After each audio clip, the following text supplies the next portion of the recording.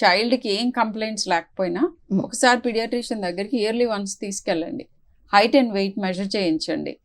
ఈ మెజర్మెంట్ చేస్తున్నప్పుడే యూజువల్గా వాళ్ళు ఆ ఏజ్కి తగ్గట్టుగా ఎదుగుతున్నారా లేదా కొద్దిగా స్లో డౌన్ అవుతున్నారా, ప్రతి ఏజ్లోనూ డిఫరెంట్గా ఉంటుంది వెలాసిటీ ఆఫ్ గ్రోత్.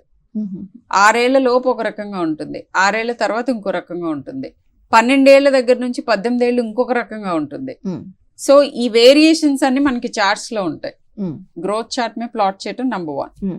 నెంబర్ 2, ఆందోళన. చాలా మందికి ఈటింగ్ డిజార్డర్స్, ఈటింగ్ గురించి ఇష్యూస్, లేదా తింటూ ఉంటారు, బరువు ఉంటారు, కానీ రైట్ వేలో తింటూ ఉండరు. సో జస్ట్ నంబర్స్ కాదు, కొంతమంది అసలు ప్రోటీన్ సరిపడా తినరు, కార్బ్స్ ఎక్కువ తింటూ ఉంటారు.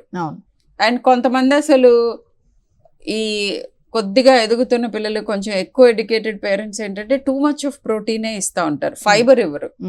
లైక్ ప్రోటీన్ ప్రోటీన్ ప్రోటీన్ అని తిని too much of non vegetarian food తింటూ ఉంటారు. వెజిటేరియన్స్ వెజిటబుల్స్, ఫ్రూట్స్ ఇవన్నీ హీలింగ్. అండ్ యాక్చువల్గా ఈ ప్రోటీన్ డైజెస్ట్ అవటానికి కూడా ఇవన్నీ ఉండాలి. మన ఎంజైమ్స్ అన్ని పనిచేసేది వెజిటబుల్స్ అండ్ ఫ్రూట్స్ మీద. లోపల అన్ని మన మెటబాలిక్ థింగ్స్ అన్నీ కూడా ఎంజైమ్స్, వైటమిన్స్ వీటి మీద డిపెండెంట్గా ఉంటాయి. అవి పనిచేయాలి అని అంటే ఈ సూపర్ ఫుడ్స్, అందుకే vegetables and fruits important. Okay, so protein కూడా ఏ సోర్స్ నుంచి ఎంతవరకు తీసుకోవచ్చు, ఏ ప్రోటీన్లో మరీ ఎక్కువ ఫ్యాట్ ఉంటుంది, ఇలాంటివన్నీ డిస్కస్ చేయాలి.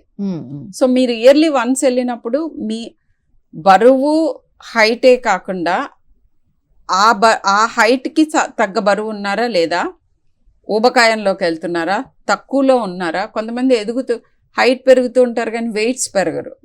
సో అలాంటప్పుడు మీ ఆహారంలో చేసుకోవాల్సిన మార్పులు ఏంటి? మీరు ఏదో తక్కువ ఇస్తూ ఉంటే ఒకటి పెరిగి ఒకటి పెరగకుండా ఉంటారు. సో ఇలాంటి అన్ని మార్పులు చేర్పులు చేసుకోవడానికి you have to go to your doctor at least yearly once, even if your child is completely well, కంప్లీట్గా నార్మల్గా అనిపిస్తున్నా వెళ్ళాలి. చక్కగా ఎదుగుతున్నా అన్నీ మీకు ఓకే అనిపిస్తున్నా కానీ ఇయర్లీ 1 చెక్ కంపల్సరీ.